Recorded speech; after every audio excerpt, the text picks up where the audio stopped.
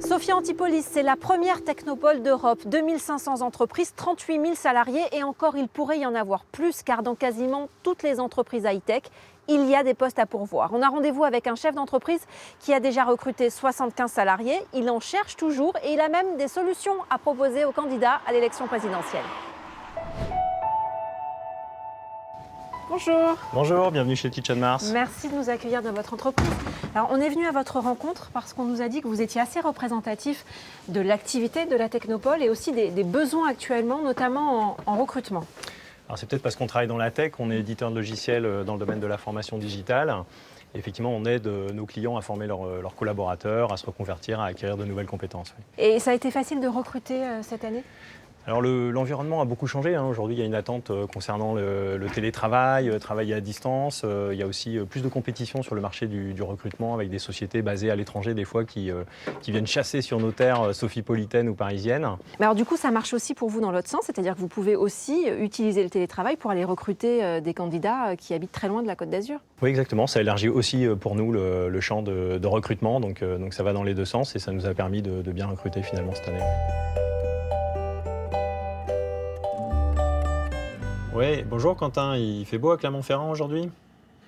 Salut Vincent, écoute, c'est un peu couvert aujourd'hui, donc j'imagine qu'il fait un peu moins beau que chez toi sur la Côte d'Azur. Ouais, non, pas de jaloux, c'est un peu couvert ici aussi à Sofia. Ah ok, ça va. Et sinon, côté base de données, cahier des charges Ouais, alors du coup je vais pouvoir t'envoyer ce cahier des charges, là, je viens de le terminer, je vais te l'envoyer tout de suite après et on pourra le relire. Est-ce que vous auriez des bonnes idées à souffler aux candidats à l'élection présidentielle pour vous aider à recruter parce qu'actuellement il y a plus d'offres que de candidats ? Alors, ce qui nous aiderait, ce serait de faciliter l'obtention de visa, par exemple, pour des étrangers, parce qu'on aime bien mixer, recruter des cultures différentes. Et parfois, on bute sur des problèmes administratifs, effectivement, de permis de travail qui nous empêchent soit de garder un bon élément ou de recruter des gens de l'étranger. Comment ça s'est passé, votre recrutement ? C'est vous qui êtes allé chercher du boulot ? Alors non, c'est Teach Mars qui m'a débauchée grâce à une agence partenaire et m'a proposé un poste de chargée de marketing et communication.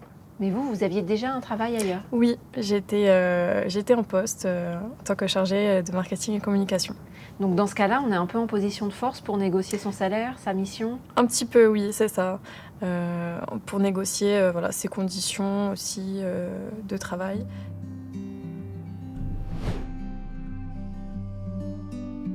Étienne Delay, bonjour. Bonjour. À l'instant, Vincent Desnos a proposé une idée aux candidats à cette élection présidentielle qui est de faciliter le recrutement des travailleurs étrangers. Est-ce que vous avez d'autres idées, vous, pour justement combler ces offres d'emploi ?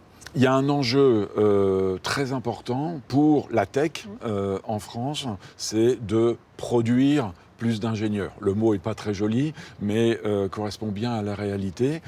Donc les écoles d'ingénieurs et les universités, les formations d'enseignement supérieur existent. Elles sont dans les bons domaines. Elles ont besoin de gagner un petit peu en volume. Alors dans le monde de l'entreprise, si j'ai bien compris, on n'aime pas trop parler de politique. Mais dites-nous quand même comment l'État peut vous aider ? De ce point de vue-là, le crédit impôt recherche est un outil qui a montré sa puissance depuis plusieurs années.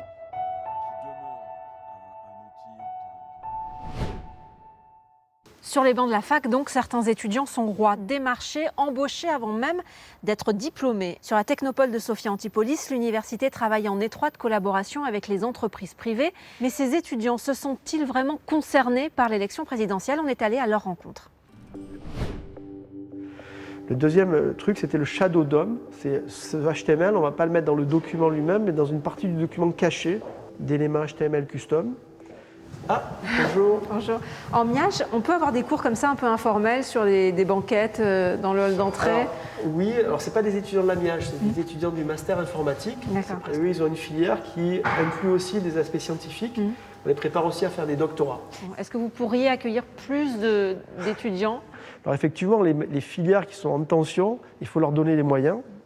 Les étudiants aussi, peut-être. Mais nous, on ne manque pas de candidats. Vous voyez, ce n'est pas ça le problème, ce n'est pas les candidats. On manque plutôt de profs pour encadrer plus d'étudiants. Donc si les entreprises veulent qu'on double le nombre de diplômés, il faudrait qu'on double le nombre d'enseignants, que ce soit des contractuels ou des titulaires. Alors ce matin, on nous a dit que dans la Technopole de Sofia, il y avait plein d'entreprises qui recrutaient des jeunes étudiants avant même qu'ils soient diplômés. Est-ce que c'est votre cas? On a des amis dans le master qui sont alternants en ce moment, donc ils n'ont pas beaucoup de mal à trouver.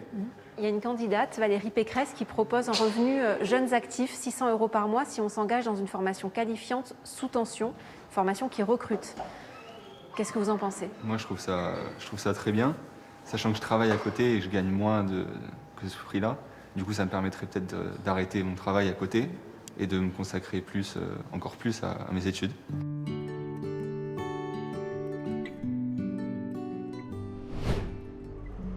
De l'Antosque à Vence, de Sofia Antipolis à Saint-Auban, toute la semaine, nous avons sillonné les routes des Alpes-Maritimes à votre rencontre pour tenter de mieux comprendre vos attentes à l'approche de l'élection présidentielle. Maintenant, c'est à vous de jouer, à vous de voter.